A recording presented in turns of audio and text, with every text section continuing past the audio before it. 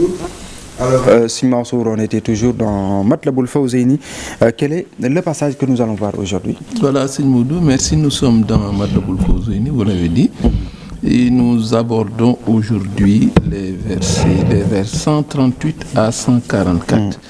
Hier, nous avions un peu débordé parce qu'il était dans une énumération, dans une allure de succession de propos de formules anaphoriques, en tasbih, qui revient 8 fois dans le passage. Et nous avions montré que c'est une formule anaphorique, n'est-ce pas, qui dénote une poésie à l'état pur, et qui est rythme et sonorité, et qui, arrosée de très beaux noms de Dieu, qui donne donc une allure féerique aux propos, de sorte que donc, nous ne pouvons pas s'arrêter à ces 7 vers. On a terminé tout le passage en ajoutant 1 ou 2 vers. À présent, nous abordons les vers 138 et suivants. Ces vers 138 et suivants, et qui commencent par Fahmi Himaya liyakun hisnan hasin an kulli dhinabin wa zufrin kullahin, ce qui donne protège mon sanctuaire et soit pour moi une forteresse solide contre tout ce qui possède des dents et des griffes à tout moment. Ouais, donc c'est déjà un premier propos, et cela va faire une très longue tirade et qui montre également cette richesse de Matlaboul Fawzeyni. Nous avions montré que ce qui est particulier et qui mérite une étude, c'est l'usage également de cette particule de coordination, ce wa qui revient. Si je fais l'exemple de l'édition que j'ai entre le vers 30 et le vers 31, la page 30 et la page 31, il y a 6 fois utilisé cette particule. Wa anta wal takfini wa sharraman fi wa sharradi khutbin dajin wa sharraman yanfusi, etc. 6 fois sur les 2 vers. Et on peut s'adonner à un exercice de décompte de l'usage de cette particule de coordination, ce wa, et qui traverse tout le poème. C'est comme si le cheikh, évidemment, c'est un film qui défile et il nous transmet ce qu'il est en train de voir. Voyez, donc ça, c'est particulier. L'usage également de l'énumération, ça, c'est vraiment la marque de fabrique du cheikh dans ce poème-ci. Il y a une utilisation prononcée de l'énumération. Et une énumération, mais qui désarçonne l'individu par la variété, mais également par la précision. Autant il avait donné le ton dans le préambule, montrant que je demande au Seigneur de me prémunir contre le serpent, le scorpion, etc. Il revient, ça c'est une sorte d'annonce, parce qu'il va revenir plus en détail dans toutes ces choses-là qui sont nuisibles. Et ce qui est fort, c'est que il faut les connaître pour demander à Dieu de s'en prémunir. Et on va remarquer que c'est un passage particulier dans ce sens, pour ce poème-ci. Après cela, il dit wal takfini ya dal baqa'i wal qidam azal lazi masha illa yabil qadam. Vers 139, il ajoute préserve-moi, ô l'Éternel, prédiction éternelle, du mal de celui qui marche à pied vers moi. Il avait parlé de ce qui possède des dents, il ajoute ce qui possède des griffes, et maintenant il parle du mal qui peut provenir de celui qui a des pieds et qui marche vers lui. Vous voyez, c'est toute une liste d'individus, n'est-ce pas, qui sont malfaisants et qui peuvent avoir cette forme. Il continue, ce n'est pas terminé.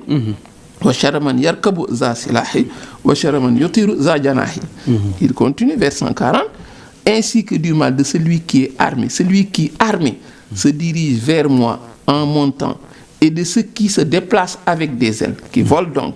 Du mal de celui qui parle en étant assis, couché ou debout. Ouais. Donc cette précision, mais elle est extraordinaire, et c'est pourquoi lire ces poèmes est plus utile, est un raccourci plus probant pour celui qui est préoccupé par sa sécurité ou bien qui a le besoin de s'attirer les bienfaits. Le cheikh est d'une expérience spirituelle auprès de son Seigneur, d'une carrière telle que c'est quelqu'un à qui on a, comme dit le Coran, détaillé les signes. Il en a détaillé les signes. C'est pourquoi il est dans le secret, ce que l'expression dit, est dans le secret de Dieu. Et c'est pourquoi il peut dire des choses qui sont insoupçonnées. Vous voyez, quand il parle de ces êtres, il est déjà dans le bestiaire, parce que quand on parle de griffes, ce sont des animaux. Quand on parle de dents, cela peut être également des animaux. Là, c'est ce qu'on peut étudier, c'est le bestiaire. Ce sont tous les noms d'animaux qui sont convoqués ici. Et sur ce plan, Fawzeyni peut enrichir également même une étude au plan de sciences botaniques ou naturelles ou zoologiques. Ça veut dire que ça va dans beaucoup de sens.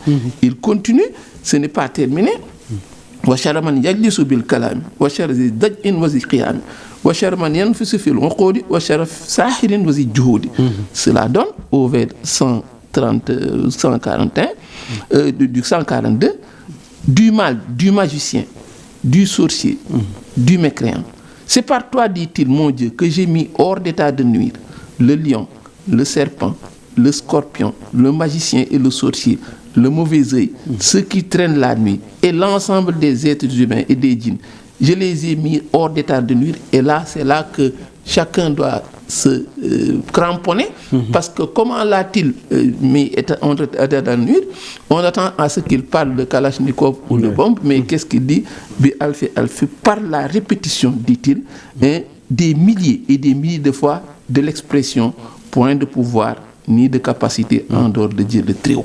C'est dire donc que la belle image que convoquait Serigne Moussaka qui dit que quand le colonisateur venait avec son artillerie et des canons, lui, il prononçait le nom Kun, n'est-ce pas? Donc ça veut dire que en toutes circonstances, ce qui le préoccupe, c'est de savoir que Allah est celui qui incarne le daf, le djal, c'est lui qui peut attirer, mais c'est lui qui peut également rejeter, quelle que soit la nature du danger. Vous voyez, ça veut dire qu'ici, ce qui est particulier, mais c'est cette manière dont il est dans l'énumération. Une énumération, une juxtaposition de propos qui montre cette profondeur de sa connaissance, et ne serait-ce que sur le plan de la science naturelle, ce qu'on a des sciences de la vie et de la terre, énumérer tous ces types d'animaux qui ont des griffes, qui ont des dents, c'est une connaissance, c'est une science très profonde.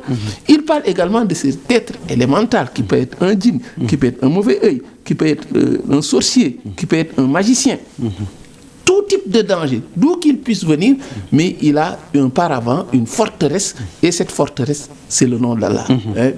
Alfi dit-il, il convoque toujours Allah et il montre que ce à quoi le musulman doit croire dur en fer, comme fer, c'est de savoir que le danger, d'où qu'il puisse venir, le danger, quelle que soit son envergure, qu'il sache qu'il y a une forteresse qui est la parole d'Allah, qui est le nom d'Allah.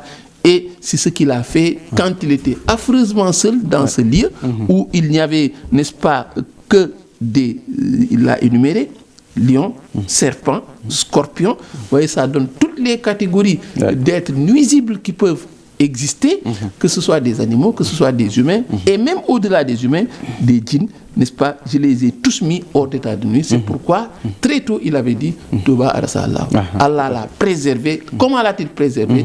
Par sa, n'est-ce pas, parole qui est le puissant paravent dont le musulman doit faire usage. C'est extrêmement important. Merci, Seigneur Mansour, donc le cheikh qui assure ici la sécurité pour sa ville sainte de Touba, sa ville sainte de Touba, bien sûr, et pour qui donc ce poème a été composé. Alors, il y avait toutes sortes de menaces, mais le cheikh n'en a pas oublié une. On sait que donc en ce moment-là où il est